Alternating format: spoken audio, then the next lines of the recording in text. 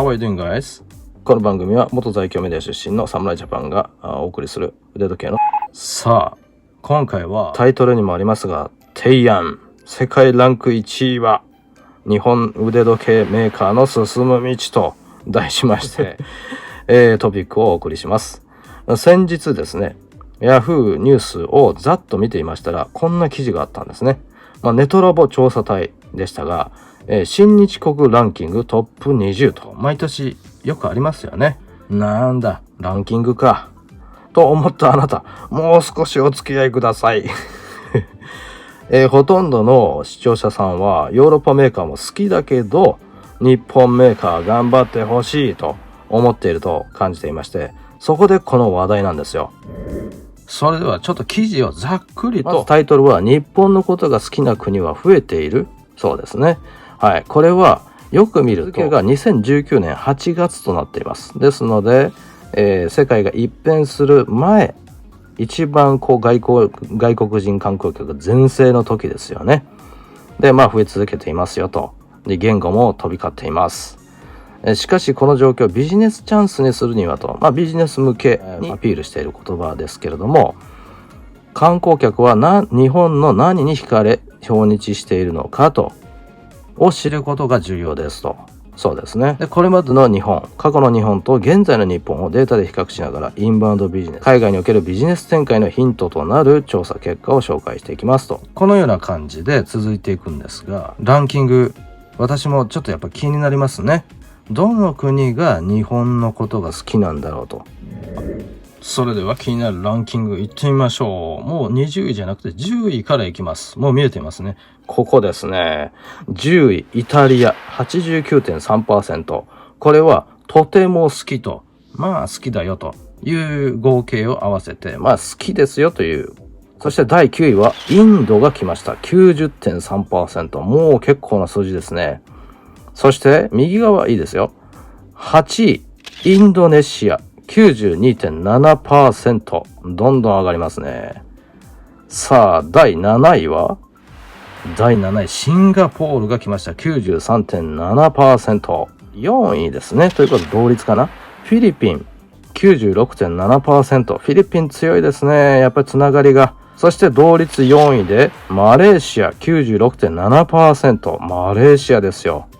3位ベトナム 98%。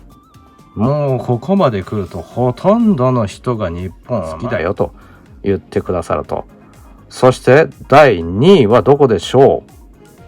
じゃん。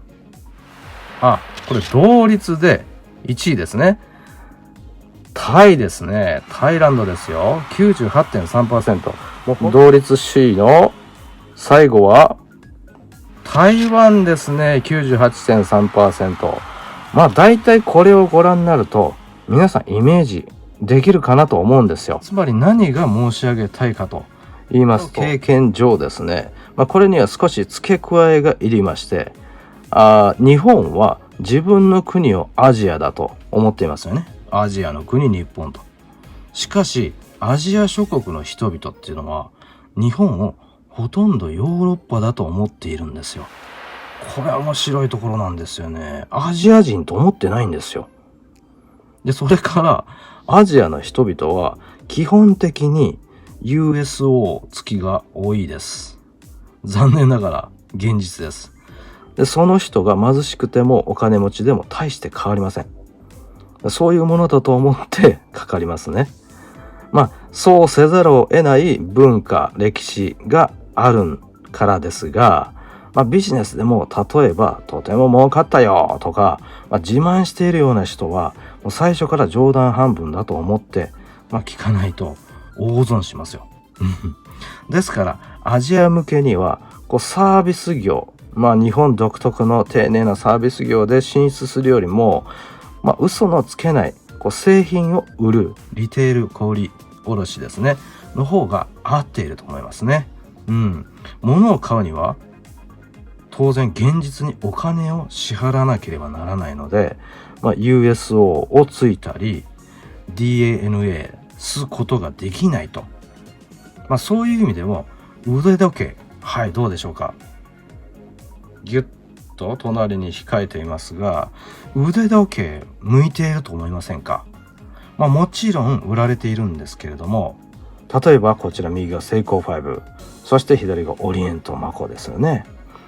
基本的には防犯に気をつけなければならないと。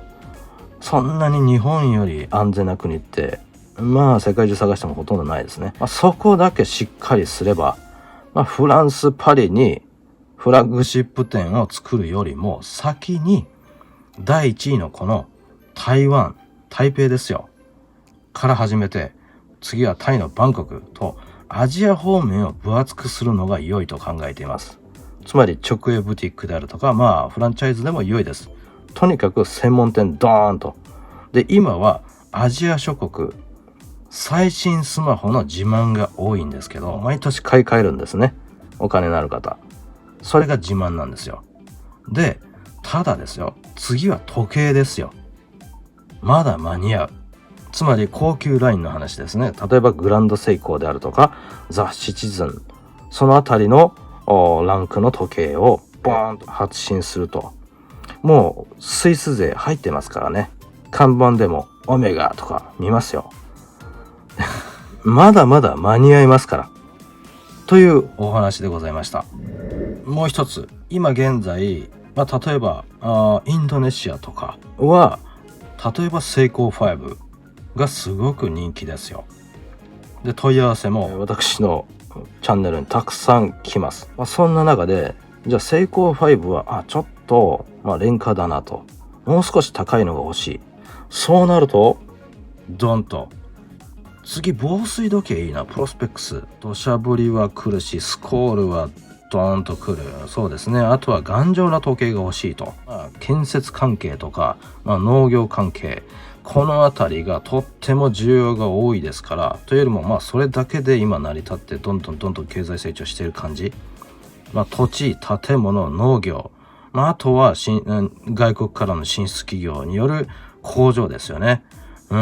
どちらにしても頑丈時計が欲しいと。ミネラルガラスじゃ無理だ。サファイアクリスタルが良いと上がってきますよね。で、その購買意欲がもうすごいですから、昔の高度成長期の日本ですよ。どんどん新しい、欲しいという、そして若年層、若者が非常に多い。この人口ピラミッドでいうところの下の方が分厚いわけですね。その方々がぐっと10年20年経つと何歳になりますかっていう話ですよ。そのあたりを考えていくと、やはり私はここで提案したいと、そういうこと。そんなに深刻な話ではないんですけれど、そういう考えはどうですかというだけですからね。分かってるよと言いながらも意外とできてないものなんですよね。その典型が私ですから、もうダメ人間ですから、それを踏まえた上で締めくくりにこんなストーリーをお話ししましょう。シンガポールのマリーナベイサンズありますよね、有名な。で、宿泊しているのはインドネシアの大富豪ばかり。以上でございます。皆さんどうお感じになったでしょうか。いつもご視聴ありがとうございます。